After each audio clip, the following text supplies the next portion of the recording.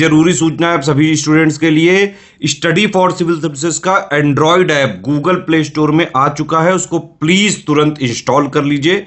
और अगर आप स्टडी फॉर सिविल सर्विसेज के सिर्फ ऐप से कोई भी कोर्स, कोई भी पीडीएफ परचेस करते हैं तो उसमें अप्लाई कूपन, अगर आप ज्ञान सर जो है आप उसमें अप्लाई करते हैं, ये कूपन कोड है, तो उसमें 20% फीस तुरंत माफ हो जाएगी, मतलब 20% डिस्काउंट तुरंत उसमें लग जाएगा।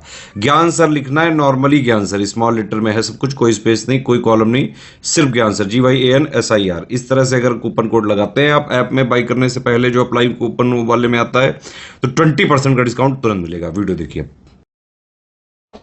नमस्कार दोस्तों, स्वागत है आपका स्टडी फॉर सिविल सर्विस के यूट्यूब प्लेटफॉर्म पर फिर से। और आप जानते ही हैं कि उत्तराखंड पीसीएस का जो प्री एग्ज़ाम है वो 7 जुलाई को प्रस्तावित है। तो उसी चीज़ को ध्यान में रखकर स्टडी फॉर सिविल सर्विस की टीम लगातार कंटेंट बना रही है और लेटेस्ट ट्रेंड को फॉलो कर रही है। तो जो भी आपको सहयोग की आवश्यकता है स्टडी फॉर सिविल सर्विस से, आप इन नंबर्स पे कॉल करके उनके स्टडी मटेरियल को परचेज कर सकते हैं।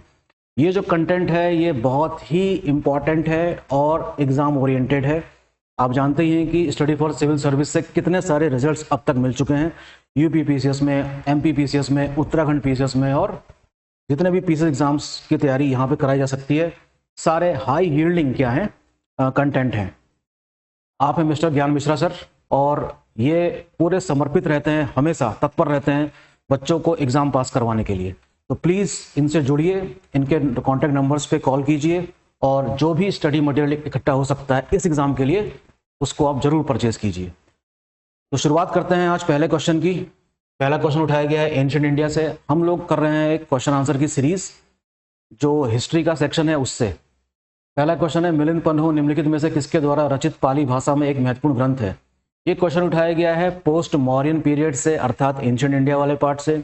आप जानते हैं कि पोस्ट मॉडर्न पीरियड कितना इंपॉर्टेंट है इंडियन हिस्ट्री में, और किस तरीके से ये कल्चरल एक्टिविटीज़ और ट्रेड एंड कॉमर्स के लिए जाना जाता था। तो यहाँ पर कई सारे आक्रमणकारियों ने आक्रमण किए और भारत के बड़े क्षेत्रों पर शासन किया, और भारत की सांस्कृतिक गतिविधियों से प्रभावित हुए और सांस्कृतिक गतिविधियों को प्रभावित भी किया। इसका जवाब है नागसेन। ठीक है, बात हो रही है इंडो ग्रीक के शासक मेनांडर की। वेरी इंपॉर्टेंट क्वेश्चन, अक्सर रिपीट होता है, ध्यान देंगे इस बात का। ओके, अगला सवाल, सिंधु घाटी सभ्यता बहुत इंपॉर्टेंट टॉपिक है, पढ़ के जाना ही पड़ेगा। ये सारे कुछ स्थलों के नाम हैं, बताना है आपको कि यहाँ पर अन्नागार और रक्षा प्राचीर के साक्ष्य कहाँ से मिलते हैं। तो इसका जवाब है राखीगढ़ी। राखीगढ़ी जो कि एक भारत में जितने भी स्थल प्राप्त हुए हैं सिंधु घाटी सभ्यता के, उनमें सबसे बड़ा है। ध्यान देंगे इस बात का कि भारत से स्थल जितने भी प्राप्त हुए हैं उसमें राखीगढ़ी का जो साइज है वो सबसे ज़्यादा बड़ा है। इसका आंसर क्या होगा? राखीगढ़ी। अगला क्वेश्चन, ये देखिए, ऋग्वेद के, आपको पता होगा कि ऋग्वेद में नदियों का भी उल्लेख है, प्राचीन नदियां हैं और इनको आधुनिक नाम से जाना जाता है, और यही आपको मैच द फॉलोइंग करना है। इसको मैं एक आसान सवाल मानूंगा। कुंभ का संबंध है कुर्रम से, शतुद्री का सतलज से, बिपाशा का व्यास से, सदा नीरा का गंडक से, जो कि बिहार में बहती है। ठीक है, पोस्ट मॉडर्न पीरियड में, पोस्ट वैदिक पीरियड में हम जानते हैं कि किस प्रकार से विधेय माधव के द्वारा आह्वान किया गया था अग्नि का, और वो सदा नीरा नामक नदी के आसपास आकर बुझ जाती है। और इस तरीके से हम देखते हैं कि पोस्ट वैदिक पीरियड में कॉलोनाइजेशन हो जाता है, कहाँ तक का? बिहार तक का। वेरी इंपॉर्टेंट, वैदिक लिटरेचर के बारे में भी आप प्लीज़ पूरी जानकारी रखिएगा। 1 से 2 क्वेश्चन यहाँ भी आने की संभावना हमेशा बनी रहती है। ठीक है, आगे बढ़ते हैं क्वेश्चन नंबर 4 में। भारत में शिलालेख का प्रचलन सर्वप्रथम किसने किया? शिलालेख के बारे में अधिकतर जानकारी हमें अशोक के बारे में मिलती है, और अशोक के बारे में अधिकतर जानकारी हमें लिटरेचर से कम और उसके द्वारा स्थापित किए गए अभिलेखों से मिलती है। ठीक है, तो इसका आंसर क्या है? Ashok. Very important, modern period में अशोक को पढ़े बगैर आप आगे नहीं बढ़ सकते। प्लीज़ अपनी प्रायोरिटी लिस्ट में मौर्यन पीरियड को भी रखेंगे, जिसमें चंद्रगुप्त मौर्य के बारे में पढ़ेंगे, अशोक के बारे में पढ़ेंगे, बिंदुसार के बारे में भी पढ़ेंगे। ठीक, इसके अतिरिक्त कौटिल्य का अर्थशास्त्र, वहां से भी क्वेश्चन आते रहे हैं, प्लीज ध्यान देंगे इस बात का। आंसर इसका क्या है? अशोक। क्वेश्चन नंबर 5 देखिए, स्टेटमेंट्स खूब सारे दे रखे हैं इसमें। मातृ देवी और शिव की पूजा के अतिरिक्त सैंधव निवासी पशुओं, पक्षियों, वृक्षों आदि की उपासना करते थे। ठीक, गुजरात में अहमदाबाद जिले में भोगवा नदी के तट पर स्थित लोथल की खोज सर्वप्रथम डॉक्टर SR राव ने की थी। गौतम बुद्ध के जीवन पर एडविन आर्नल्ड ने लाइट ऑफ एशिया नामक काव्य पुस्तक की रचना करी है, जिसमें गौतम बुद्ध को लाइट ऑफ एशिया कहा गया है। तो ये सारे स्टेटमेंट सही है। बहुत ही अच्छा सवाल। इसका आंसर क्या होगा? डी। Very good question. अब आते हैं सिकंदर के बारे में, पढ़ते हैं कुछ। सिकंदर के प्रमुख सैन्य अधिकारियों में से सिकंदर का सहपाठी तथा उसका जल सेना अध्यक्ष कौन था? देखिए, सिकंदर ने भारत पर आक्रमण 326 ईसा पूर्व के आसपास किया था, और उस समय भारत में जो नंद वंश है बिहार वाले पार्ट में, वहां पर उसका शासन चल रहा था। तो हम जानते हैं कि अलेक्जेंडर ने अपने सहयोगियों के साथ, अपने सेनापतियों के साथ भारत में विजय प्राप्त करी, और भारत के एक बड़े हिस्से को, यानी कि जो पश्चिम वाले पार्ट में तक्षशिला वाला पार्ट है और जो पूरा इलाका है, उसमें विजय प्राप्त की थी। तो इसमें सबसे इंपॉर्टेंट भूमिका निभा रहे हैं कौन? नियारकस। इसका आंसर क्या है? नियारकस। इस वाले चैप्टर को भी आप जरूर पढ़ेंगे, काफी इंपॉर्टेंट है। क्वेश्चन नंबर 7, स्कंदगुप्त के संदर्भ में निम्नलिखित कथनों में विचार करना है और पहचान लगानी है कि कौन सा कथन गलत है। स्कंदगुप्त के शासनकाल में ही हुणों का पहला भारतीय आक्रमण हुआ था तथा हुणों के नेता का नाम खुशनवास था। ओके। स्कंदगुप्त सर्वाधिक वर्षों तक शासन करने वाला गुप्त नरेश था, जिसने कुल 40 वर्षों तक राज्य किया। जी नहीं, ऐसा नहीं है। स्कंदगुप्त ने 455 ईस्वी से 467 ईस्वी तक शासन किया, यानी कि सिर्फ 12 साल। तो ये स्टेटमेंट क्या है? गलत है। ठीक है। स्कंदगुप्त के शासनकाल में ही हुणों का पहला भारतीय आक्रमण हुआ था तथा हुणों के नेता का नाम खुशनवास था। तो हमें क्योंकि गलत स्टेटमेंट पहचानना है, तो सेकंड वाला क्या था? गलत था। तो इसका आंसर क्या होगा? ओनली बी, जबकि पहला स्टेटमेंट क्या है? बिल्कुल सही है। अगर पता लगाने की कोशिश की जाए कि सबसे लंबे समय तक शासन किया है गुप्ता पीरियड में, तो उसका नाम आ जाएगा कुमार गुप्त फर्स्ट, और इसी के सर्वाधिक क्या मिले हैं हमको? अभिलेख, जिनकी संख्या लगभग 14 है। Very important fact. अब देखिए, इसमें कुछ मठों के नाम दिए गए हैं। इसको मैं एक टफ क्वेश्चन मानूंगा। आपको पता लगाना है कि कौन सा मठ किस राज्य में स्थित है। लिंगदम मठ, नॉमडेलिंग मठ, मिड्रानलिंग मठ या नामग्याल मठ। ठीक है। इसका आंसर मुझे भी नहीं पता, देखना पड़ेगा मेरे को। इसका आंसर है बी, 2143। तो लिंगदम मठ कहाँ पर है? गंगटोक में है। नामलिंग मठ कहाँ पर है? मैसूर में है। मिड्रानलिंग मठ कहाँ पर है? देहरादून में है। और नामग्याल मठ कहाँ पर है? धर्मशाला, हिमाचल प्रदेश में। स्टडी फॉर सिविल सर्विस के कंटेंट को परचेज अगर आप करते हैं, तो ये समझ लीजिए कि आपकी सफलता का जो प्रतिशत है वो लगभग समझ लीजिए कि दुगना हो जाता है। तो प्लीज़ इस हाई यील्डिंग कंटेंट को परचेज कीजिए और उन नंबरों पे जरूर कॉल करके पूछिए कि क्या क्या चीज़ें आप परचेज कर सकते हैं। Very important. ठीक है। निम्नलिखित में से पल्लव वंश का अंतिम महत्वपूर्ण शासक कौन था? सिंह वर्मा, मंगलेश, सिंह विष्णु, अपराजित वर्मन। देखिए, पल्लव डायनेस्टी का भी इंपॉर्टेंट स्थान है भारत के इतिहास में अपनी सांस्कृतिक गतिविधियों के लिए, खास तौर पर मंदिर निर्माण के लिए, जिसमें एकाश्मक प्रकार के मंदिर बनाए गए, रथ प्रकार के मंदिर बनाए गए। महेंद्र वर्मन का नाम आपने सुना होगा। इसकी स्थापना तो करी थी सिंह विष्णु ने, लेकिन अंतिम महत्वपूर्ण शासक इसका कौन था? अपराजित वर्मन। पल्लव डायनेस्टी से भी एक क्वेश्चन बनने की संभावना हमेशा से रही है, उनके मंदिरों से खास तौर पर। दूसरी बात, जब दक्षिण भारत में पल्लव वंश था, तो उत्तर भारत में हम देखते हैं कि हर्षवर्धन का कार्यकाल हमको याद आता है, जो 606 से लेकर 647 के बीच में रहा।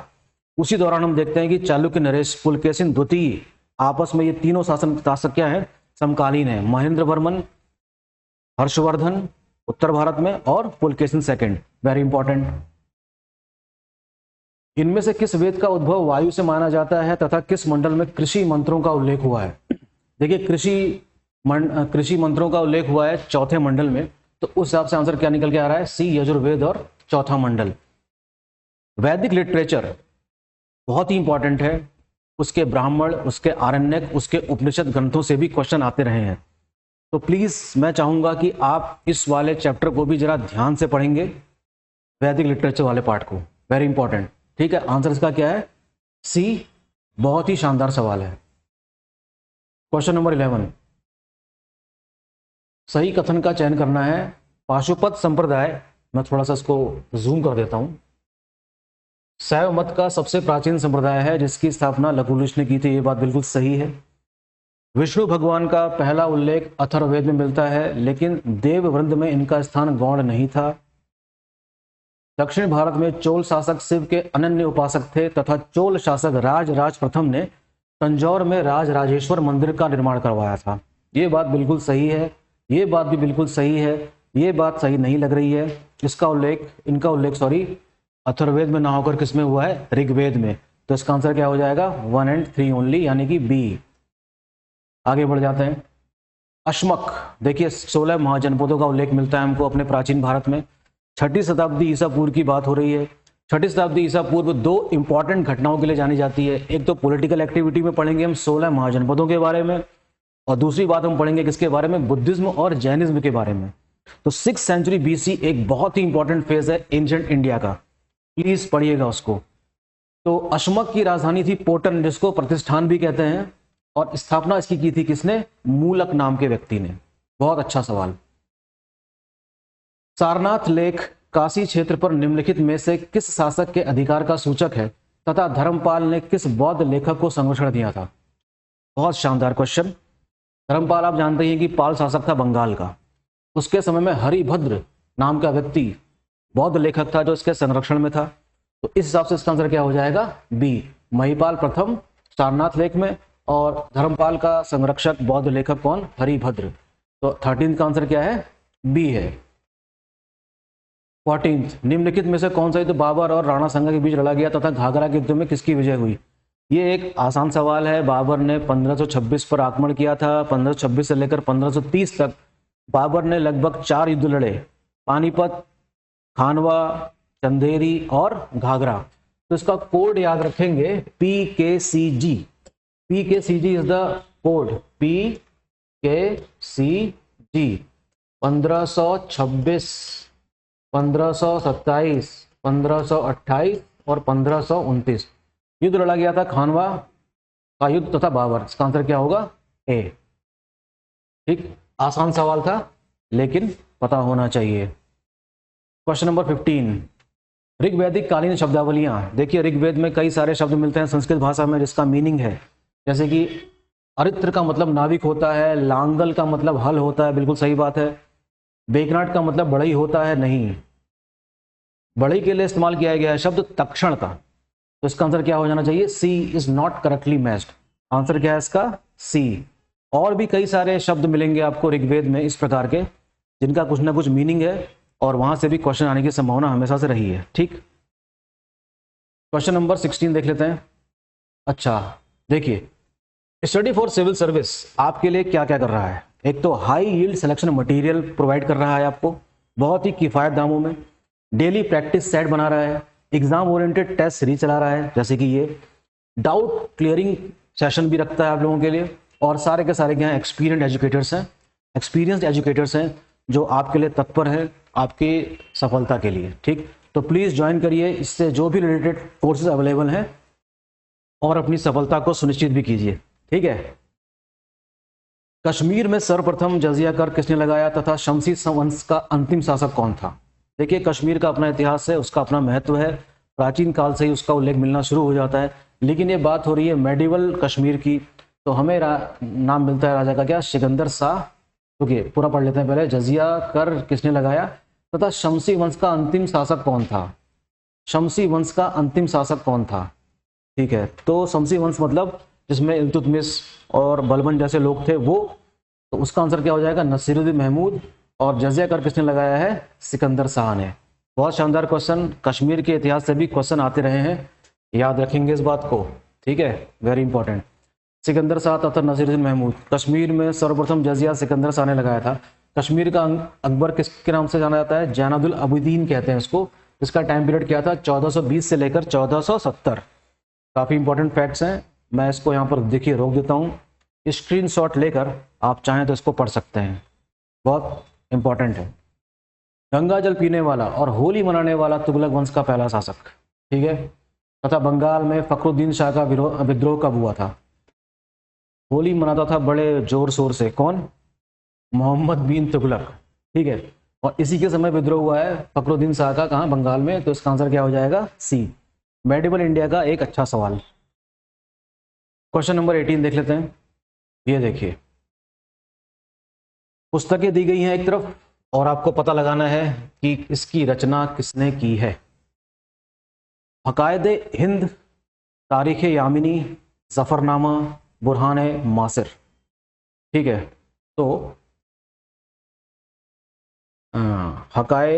हकायदे हिंद, तारीख यामिनी, जफरनामा और बुरहाने मासिर। तो इसका आंसर होना चाहिए ए। ए नहीं होना चाहिए, इसका आंसर होना चाहिए तारीख यामिनी, जफरनामा, बुरहाने। चलो इसका आंसर मैं देख लेता हूँ, मुझे याद नहीं आ रहा, सॉरी। बी होना चाहिए, ठीक है। हकायत हिंदी लिखी है अब्दुल वाहिद बिलग्रामी ने। तारीख यामिनी लिखी है उद्बी ने, ये तो खैर पता ही होगा आपको। जफरनामा के लेखक हैं सैयद अली, के लेखक हैं मौलाना यजदी, और बुरहाने मासिर के हैं सैयद अली तबातबा।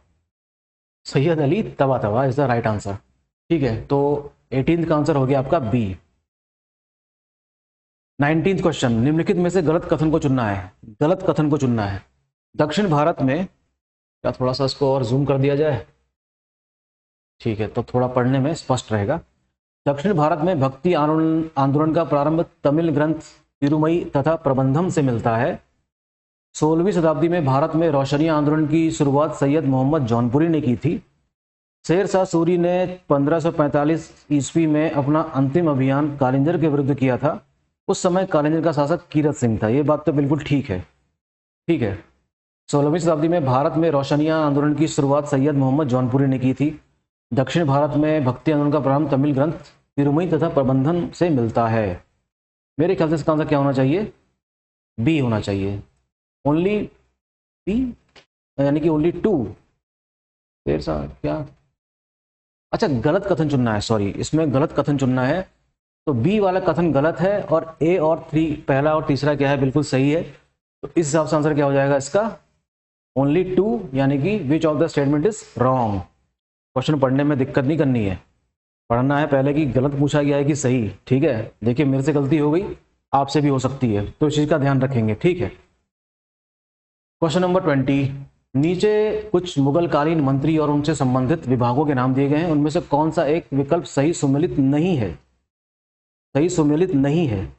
दीवाने इस्तिहाक पेंशन विभाग का था, बिल्कुल सही बात है। मजूमदार उधार लिए गए धन का हिसाब किताब रखता था। बरीदे मुमालिक दास विभाग से नहीं था। इसका संबंध किससे था? इंटेलिजेंस यानी कि गुप्तचर विभाग से था। तो यही क्या होगा इसका सही answer? C is not correctly matched and this is the right answer. Answer is C. Mughal period जरूर पढ़िएगा आप लोग, यहाँ से कई सारे क्वेश्चंस आते हैं। 1526 से 1707 तक मुगल साम्राज्य पूरे भारत में स्थापित हो चुका था और काफ़ी सांस्कृतिक गतिविधियों के लिए जाना जाता है। कई सारे बिल्डिंग्स के निर्माण के लिए जाना जाता है। एग्जाम ओरिएंटेड चीज़ें यहाँ से काफ़ी मतलब पूछी जाती रही हैं। तो ये मान के चलिए कि मुगल पीरियड एक इंपॉर्टेंट पीरियड है एग्जामिनेशन के लिए। ठीक, आगे बढ़ते हैं। संस्कृत विद्वान गोविंद भट्ट का उस शासक के युग का कालिदास कहा गया था जिस शासक के सिक्कों पर धनुर्धारी राम और सीता की आकृति दर्शाई गई। उस शासक का नाम बतलाइए। ओके, तो ये तो मुझे याद आ रहा है कि सीता और राम की जो आकृति है ये है अकबर के समय की। तो इसका आंसर क्या हो जाएगा? अकबर। 21 का ए। ये देखिए, साथ में ये भी पता चलता है हमें कि एक संस्कृत विद्वान है गोविंद भट्ट, ये अकबर के युग का है। इसे अकबर के युग का कालिदास कहा जाता था। सिख धर्म से संबंधित गुरुमुखी लिपि का आविष्कारक किसे माना जाता है तथा ननन्य और टिक्कन महाभारत के किस अनुवादों के लिए विख्यात हैं? तो इसका आंसर होगा गुरु अंगद, और इनका संबंध किससे? गुरुमुखी लिपि से है। ननन्य और टिक्कन महाभारत के अनुवादों के लिए विख्यात हैं। तो इसका आंसर क्या होना चाहिए? डी, गुरु अंगद और तेलुगु भाषा। Very important. इनमें से किस शासक को गुलरुखी के नाम से भी जाना जाता था तथा वर्ष 1527 में अमीर अली बरीद ने किस राज्य की स्थापना की थी? आंसर है इसका सिकंदर लोदी। और मैं आपको बता दूं बीदर बरीद शाही वंश का से संबंधित है। और इसके अगर हम पीछे जाएं तो हमको पता चलता है कि मोहम्मद बिन तुगलक के समय में जिस बहमनी साम्राज्य की स्थापना हुई थी, इस समय तक आते आते बहमनी साम्राज्य के कई सारे भाग बन गए थे, जिसमें से एक बरीद शाही भी है। ठीक है, ऐसे निज़ाम शाही, गोलकोंडा, इस तरीके से कई सारे राज्यों की स्थापना हुई। किससे निकल कर? बहमनी साम्राज्य से। तो बहमनी साम्राज्य और विजयनगर साम्राज्य आपस में समकालीन है, इस बात का ध्यान देंगे और पढ़ेंगे उसको। फिलहाल इसका आंसर क्या है? बी। क्वेश्चन नंबर 24, निम्नलिखित में से कौन सा विदेशी यात्री कृष्णदेव राय के शासनकाल में भारत आया था जिसने विजयनगर काल में प्रचलित सती प्रथा का विस्तृत वर्णन किया है? वेरी इंपॉर्टेंट फैक्ट, बहुत इंपॉर्टेंट फैक्ट है। देखिए, कृष्णदेव राय का जो टाइम पीरियड है वो है 1509 से लेकर 1529। पहली बात तो ये याद रखने जैसी है। दूसरी बात क्या याद रखने जैसी है कि ये बाबर का समकालीन भी है। किसका समकालीन है? बाबर का समकालीन भी है, याद रखेंगे इस बात को। तो इसके समय में आया था कौन? बरबोसा। आंसर क्या है इसका? बरबोसा। और भी कई सारे विदेशी यात्री विजयनगर साम्राज्य की यात्रा कर चुके थे, निकोलो कोंटी, ये सारे जो नाम आपको दिखाई दे रहे हैं ना, इन सब ने अलग अलग शासकों के समय में यात्रा भारत की है और उसका बहुत ही शानदार चित्रण किया है अपने लेखों में। बहुत ही इंपॉर्टेंट डायनेस्टी है हिंदू साम्राज्य, दक्षिण भारत का महानतम सम्राटों में से एक कृष्णदेव राय, याद रखेंगे बात। सर्वप्रथम तुर्कों ने भारत के किस शासक को हराया तथा फिरदौसी ने महमूद गजनवी के आदेश पर कौन सी रचना लिखी? ओ, तुर्कों ने किस शासक को हराया? तो इस हिसाब से तो आंसर बन रहा है शाहनामा।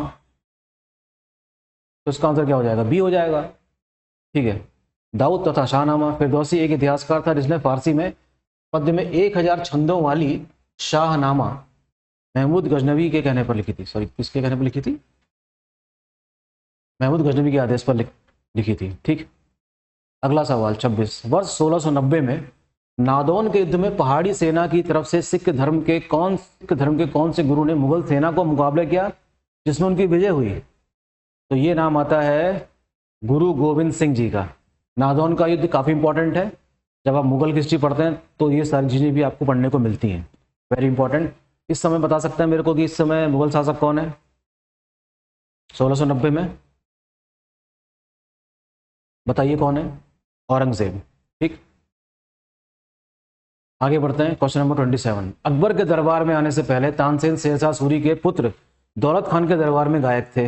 अच्छा, कौन सा कथन गलत है ये चुनना है आपके। मुगल शासक शाहजहां ने बनारस के संस्कृत और हिंदी के महान विद्वान कविंद्र आचार्य सरस्वती को राजकीय संरक्षण दिया था। ये बात बिल्कुल सही है। बिहारी मल पहला राजपूत राजा था जिसने स्वेच्छा से अकबर की अधीनता स्वीकार करी।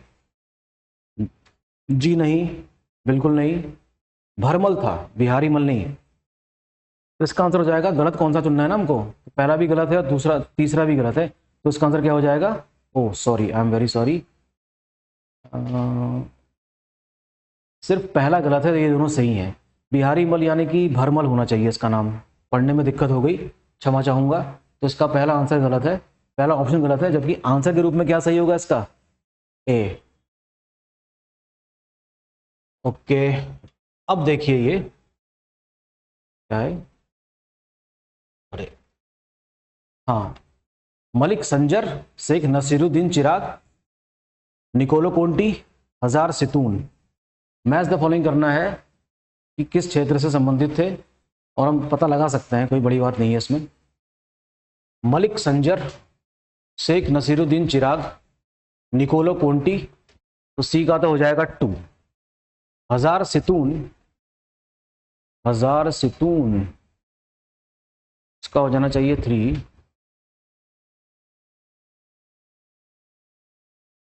तो मैं अगर गैस करूं इस क्वेश्चन में तो मेरे हिसाब से इसका आंसर होना चाहिए सी, 4 1 2 3।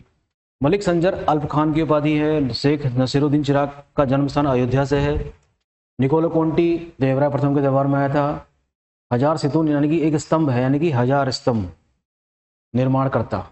बहुत अच्छा क्वेश्चन है। मोहम्मद गौरी के समय किस नाम के सिक्के का प्रचलन था तथा सर्वप्रथम सिक्कों पर कलमा किसने खुदवाया था?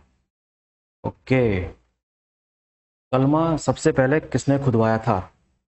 तो इसका आंसर होगा डी, सिक्के का नाम था दिल्ली, कलमा खुदवाया था सबसे पहले किसने? मोहम्मद बिन तुगलक ने। D is the right answer. देखिए, ठीक, ये है दिल्ली सल्तनत का क्वेश्चन है, काफी इंपॉर्टेंट, यहां से भी क्वेश्चंस लगातार आते रहे हैं। अगला क्वेश्चन, ईश्वरीय ज्ञान के प्राप्ति हेतु उन्मुख होना निम्नलिखित में से किस शब्द का अर्थ है तथा जौहर आफ्ताबची द्वारा फारसी भाषा में लिखित साहित्य का नाम बताइए।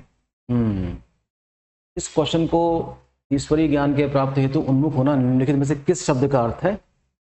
अच्छा, मसनवी, फना, ज्ञान, उन्मुख होना। मैं इसमें गैस मानना चाहूंगा ए।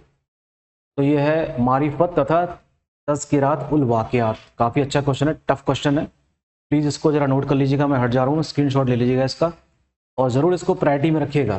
काफ़ी अच्छा सवाल है। 31 में देख लेते हैं क्या आता है, थोड़ा सा छोटा कर देते हैं। अब आ जाते हैं आधुनिक भारत से संबंधित महत्वपूर्ण संस्थाएं, इनकी स्थापना कब हुई थी? हिंदू महासभा, मदन मोहन मालवीय, ठीक है। शारदा सदन 1924, बी आर अम्बेडकर। कौन सा विकल्प सही नहीं है? ईस्ट इंडिया एसोसिएशन 1866, दादा बनर्जी, ये भी ठीक है। एशियाटिक सोसाइटी 1784, विलियम जोन्स, ये भी ठीक है। तो इसका आंसर होना चाहिए बी, शारदा सदन 1924। गलत है, बिल्कुल गलत होना चाहिए। शारदा सदन 1924, बी आर अम्बेडकर। अच्छा, ये बहिष्कृत हितकारिणी सभा है, जबकि शारदा सदन 1889 का है, पंडिता रामाबाई का। ठीक है, ये इसमें पकड़ने जैसी चीज थी। क्रांति की तलवार में धार वैचारिक पत्थर पर रगड़ने से ही आती है, यह कथन निम्नलिखित में से किसने कहा था? देखते हैं इंग्लिश में क्या है। Who among the following said the statement the edge in the sword of revolution comes only by rubbing on the ideological stone? This statement is none other than of Bhagat Singh. Answer क्या है इसका? भगत सिंह। 32 का D.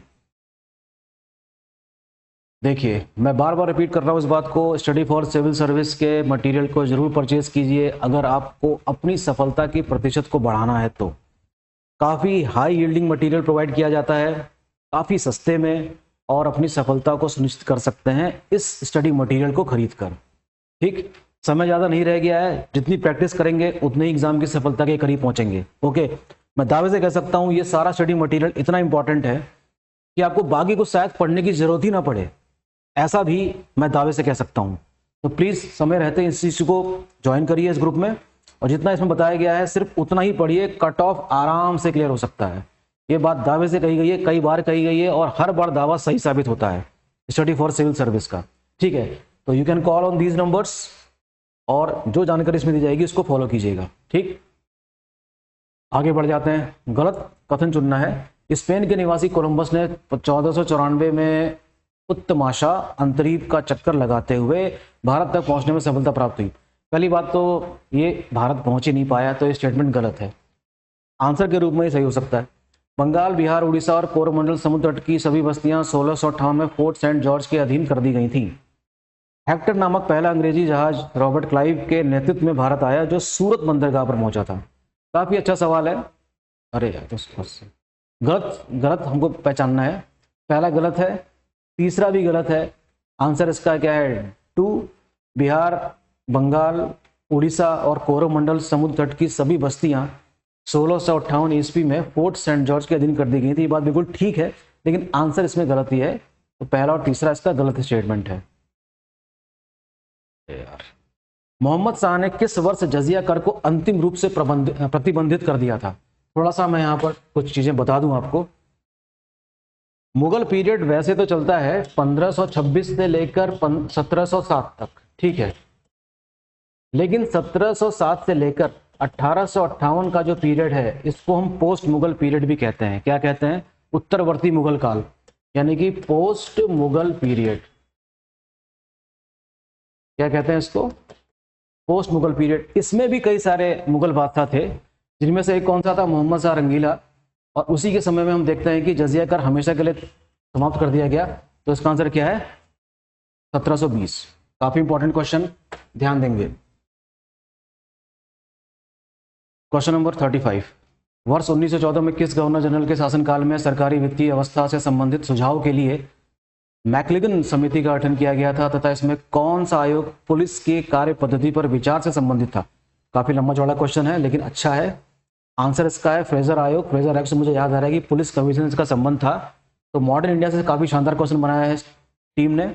Answer इसका क्या है? ए, Charles Hardinge और Fraser आयोग। निम्नलिखित में से कौन सा एक कारण 1857 के विद्रोह के कारण में शामिल नहीं था? आर्थिक कारण, तत्कालीन कारण, सहायक साधनों के अभाव का कारण, सामाजिक व धार्मिक कारण। बताइए जरा इसका आंसर। इसका होना चाहिए सहायक साधनों के अभाव का कारण। देखिए 1857 की क्रांति एक बहुत बड़ा कह सकते हैं कि इवेंट है मॉडर्न इंडिया में, और किस तरीके से उस विद्रोह का आयोजन किया गया, लेकिन वो लोकलाइज था जिसकी वजह से वो सफल नहीं हो पाया। ठीक है, चर्चा करेंगे इस विद्रोह की जब कभी हिस्ट्री की क्लास ली जाएगी, तो उस पर हम कारणों की तलाश कर लेंगे कि क्या क्या सही कारण थे। फिलहाल इसका आंसर क्या है? सी। सुभाष चंद्र बोस ने कांग्रेस अध्यक्ष पद से इस्तीफा कब दिया था तथा उन्हें देश नायक की उपाधि किसने दी थी? देश नायक की उपाधि दी थी रविन्द्रनाथ टैगोर ने, और ये बात है 29 अप्रैल 1939 की, यानी कि ए इज द राइट आंसर। देखिए सुभाष चंद्र बोस की अपनी विचारधारा थी, महात्मा गांधी की अपनी थी, नेहरू की अपनी थी, लेकिन कुछ मामलों में सुभाष चंद्र बोस और जवाहरलाल नेहरू कई मामलों में एक मत हुआ करते थे। फिलहाल मॉडर्न इंडिया का अच्छा क्वेश्चन है ये। इसका आंसर क्या है? ए। अच्छा जी, अब देखना है कि किसका किसका स्मारक कहाँ पर है। महात्मा गांधी राजघाट, तो ए का हो गया 2, तो ऐसे ही बन गया। ठीक है, ए का 2, बी का 3, शंकर दयाल शर्मा का कर्मभूमि में है, लाल बहादुर शास्त्री का विजय घाट में है, ज्ञानी जैल सिंह का एकता स्थल में है। ठीक है, समझ में आ रहा होगा आपको। ये मिसलिनियस क्वेश्चन था। निम्नलिखित में से कौन सी घटना मार्च 1947 के बाद से संबंधित है? ब्रिटिश कैबिनेट ने अपना 3 सदस्यीय मिशन दिल्ली भेजा। जी नहीं, कैबिनेट मिशन तो 1946 का है। अंग्रेज भारत छोड़कर जाने लगे। मुस्लिम लीग संविधान सभा को भंग करने की मांग। कांग्रेस हाई कमीशन पंजाब को मुस्लिम बहुल और हिंदू सिख बहुल हिस्सों में बांटने के पक्ष में फैसला। ये संबंधित है। तो बी हो सकता है इसका आंसर। अंग्रेज भारत छोड़कर जाने लगे कब? मार्च 1947 के बाद से धीरे धीरे उनका प्लान शुरू हो गया होगा यहाँ से वापस। निम्नलिखित में से किस घटना के तुरंत बाद ने असहयोग आंदोलन को समाप्त करने की घोषणा करी? आसान सवाल, कई बार रिपीट हुआ है। चौरी चौरा कांड 1922 फरवरी में। ठीक है, गांधी जी ने आंदोलन को वापस ले लिया था और इस प्रकार से असहयोग आंदोलन समाप्त हो गया। काफ़ी लोग इससे निराश हुए, खासतौर पर युवा वर्ग, और हम देख सकते हैं कि इसके बाद निराश लोगों ने अपनी तरीके से आंदोलन को आगे बढ़ाया, और हमको याद आता है नाम स्वराज पार्टी का, CR दास और मोतीलाल नेहरू वाली। तो उन्होंने अपने तरीके से इस आंदोलन की मशाल को जला के रखा। क्वेश्चन नंबर 41, किस वायसराय के शासनकाल में इलाहाबाद विश्वविद्यालय की स्थापना हुई तथा बक्सर के युद्ध के समय दिल्ली का शासक कौन था? बक्सर के युद्ध का समय कब है? 1764 है, तो उस समय शासक कौन था? शाह आलम सेकंड था। तो इसका आंसर क्या हो जाएगा? Lord Dufferin. 1884 से 88 के बीच में, तो उन्हीं दौरान इसकी स्थापना हुई थी। किसकी? इलाहाबाद विश्वविद्यालय की। कब हुई थी देखते हैं? 1887 में। अच्छा सवाल है। 42, शाहदौला दरियाई निम्नलिखित में से किस संप्रदाय से संबंधित था और किस आंदोलन की शुरुआत 1920 के दशक में E.V. रामास्वामी नायकर और बालाजी नायडू ने की थी? नक्शबंदी और इजावा आंदोलन, चिश्तिया और जस्टिस आंदोलन, कादरिया और नायर, सोहरावर्दी और आत्मसम्मान। मेरे ख्याल से इसका आंसर क्या होना चाहिए? जस्टिस आंदोलन और चिश्तिया। तो 42 का आंसर क्या होना चाहिए? D, self respect. ओहो सॉरी, आत्मसम्मान। ठीक है, इसका आंसर क्या होगा? डी, यानी कि आत्मसम्मान आंदोलन से संबंधित कौन है? E.V. रामास्वामी नायकर और बालाजी नायडू। अच्छा सवाल है भाई। अच्छा, डेथ इन बनारस, भ्रांति विलास, जाति मीमांसा, चंपारण में महात्मा गांधी, ये सारे कुछ लेखकों के नाम हैं जिनको मैं चाहूँगा कि इसका आंसर आप खुद खोजें और कमेंट बॉक्स में लिखकर भेजें। तो 43rd क्वेश्चन आपके लिए मैं आगे आ जाता हूँ ताकि आप आंसर ना देख पाएँ। 44, संवाद प्रभाकर पत्रिका का संपादन किसने किया था तथा शारदा सदन संस्था किससे संबंधित थी? उमेश चंद्र दत्त, महर्षि D.K. कर्वे, शिव प्रसाद गुप्त और G.K. देवघर, ईश्वर चंद्र गुप्त तथा पंडित रामाबाई, मुजफ्फर अहमद तथा श्रीमती रामाबाई रानाडे। इसका भी मैं कनेक्ट नहीं कर पा रहा हूँ, तो मुझे देखना पड़ेगा। इसका आंसर है सी, ईश्वर चंद्र गुप्त तथा पंडिता रामाबाई। अच्छा सवाल है, मैं हट जाता हूँ, प्लीज़ इसका स्क्रीनशॉट ले लीजिए। ठीक, वेरी गुड क्वेश्चन। मुझे भी इसका आंसर पता नहीं था। 45 कुछ घटनाएं दी गई हैं, इसको आपको लगाना है। आरोही क्रम का मतलब होता है असेंडिंग ऑर्डर में, यानी कि सबसे पहले और फिर उसके बाद। ओके, रणजीत सिंह और अंग्रेजों के बीच अमृतसर की संधि, ये बात है 1809 की। इसमें मैं लिख देता हूँ 1809। अच्छा जी, रामकृष्ण मिशन की स्थापना 1897, खिलाफत आंदोलन 1919-20, मोपला विद्रोह 1921। तो बस हो गया ये 3412, 3412 ए इज द राइट आंसर। आसान सवाल, ठीक है। क्वेश्चन नंबर 46, बक्सर युद्ध में अंग्रेजी सेना का प्रधान सेनापति हेक्टर मुनरो था। सही कथन चुनना है। 1899 में लॉर्ड कर्जन ने कलकत्ता कॉरपोरेशन एक्ट पारित किया तथा कलकत्ता के फोर्ट विलियम का प्रथम सभापति चार्ल्स आयर था। द्वितीय गोलमेज सम्मेलन में दलित नेता भीमराव अंबेडकर ने दलितों के लिए पृथक निर्वाचन मंडल की मांग की। जी नहीं, कि द्वितीय गोलमेज सम्मेलन में ऐसा कुछ भी नहीं किया है, ठीक है। तो इसका आंसर होना चाहिए, सभी सही है भाई इसका आंसर। द्वितीय गोलमेज सम्मेलन ने मांग की थी। मुझे तो ऐसा याद आ रहा है कि पूना पैक्ट हुआ था उसके बीच, उसके बाद। चलिए देख लेंगे इसको, सभी सही है स्टेटमेंट। 47, साइमन कमीशन की नियुक्ति ब्रिटिश प्रधानमंत्री ने जॉन साइमन के नेतृत्व में की थी। इसमें कितने सदस्य थे, जाना माना सवाल है। 7 इसमें है मेंबर्स, नाम पढ़ लीजिए, नाम इसमें शायद नहीं दिया है, तो आप इसको पढ़िएगा कि इसमें कौन कौन से मेंबर थे। लेकिन सभी मेंबर ब्रिटिश के थे, एक भी भारतीय नहीं था, जिसके कारण इसे ऑल वाइट कमीशन कहा गया था। और इसी वजह से हम देखते हैं कि किस प्रकार से लाला लाजपत राय ने इनके खिलाफ आंदोलन किया और उनको लाठी लगने से मृत्यु हो जाती है सॉन्डर्स की। तो ये किस्सा उससे जुड़ा हुआ है। जलियांवाला बाग कांड हत्याकांड की जांच के लिए किस मंत्री ने आदेश दिया था कि इस मामले की जांच के लिए एक जांच समिति बनाई जाए? आदेश दिया था एडविन मॉन्टेग्यू ने और हंटर कमीशन बनाया गया था। तो इसका आंसर क्या होना चाहिए? B, Edwin Montagu is the right answer. ठीक, काफी अच्छे सवाल हैं, ये तो आने वाले क्वेश्चंस में से एक है। अब देखिए कुछ लोकप्रिय नाम दिए गए हैं। मुंशी प्रेमचंद को क्या कहा जाता था? धनपत राय।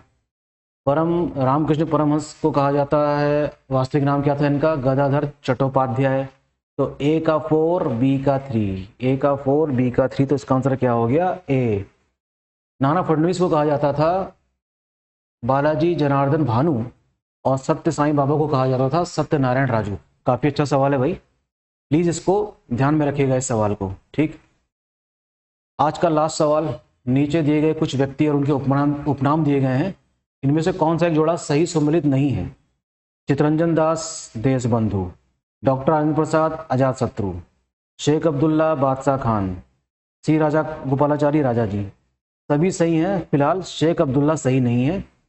ये होना चाहिए इसका आंसर सी। इनको कहा जाता था शेर कश्मीर। क्या कहा जाता था? शेर कश्मीर। तो ये रहे कुछ 50 इंपॉर्टेंट क्वेश्चंस जो आपको अच्छे लगे होंगे। स्टडी फॉर सिविल सर्विस कड़ी मेहनत कर रहा है आप लोगों के लिए। प्लीज़ इनके मटेरियल को परचेज कीजिए। और इस मटेरियल की खास बात सारी यहाँ लिखी हुई है। High yield selection material, daily practices, exam oriented test series, complete doubt classes भी होंगी आपकी। और सारा का सारा कार्यक्रम कौन करेगा? Experience educators. आप अपने फीडबैक भी दे सकते हैं।